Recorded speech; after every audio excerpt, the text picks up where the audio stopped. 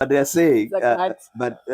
but they say that the more sex you have, Yes.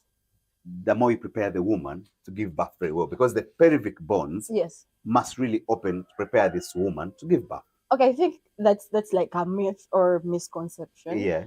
Because bones are bones. You Yeah. can't prepare bones. They don't move. Yeah. They're still bones. Yeah. So maybe what you're preparing is, I'll give an example of a very young mother who is going to give birth for the first time. Yeah. They're really intact. Yeah. They're very intact. And now her head has to pass through their opening. Yeah. That is how you're supporting. But bones, you can't. So how do we term Kumenya?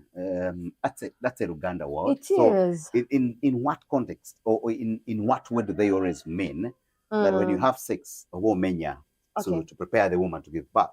So in my experience, I've had Kumenya in 2 ways. Yeah. And the first way is having sex, which I recommend highly in the last trimester. Yeah. The other way is using herbs, using oil, using those things.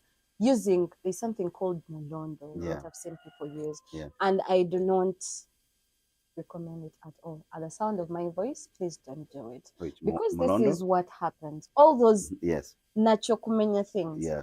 Now, the natural way of giving birth is a process where you get contractions, the cervix opens, the bones moving away. Yeah.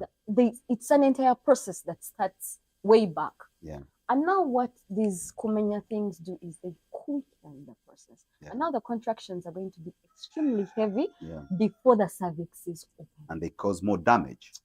Your uterus is going to rupture. Your child is going to die. Yeah.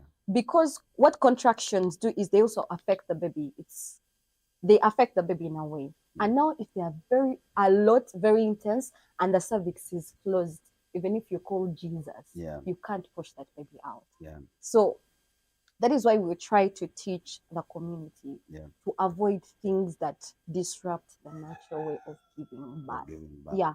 And that is what I have to say about community. If you talk about the cervix closing, yes, I know there are women who have got to the level of giving birth, and the cervix has failed to open. What's the solution to that? Oh my God, I have a very funny story to this. Yeah. So way back when I was still in very active practice,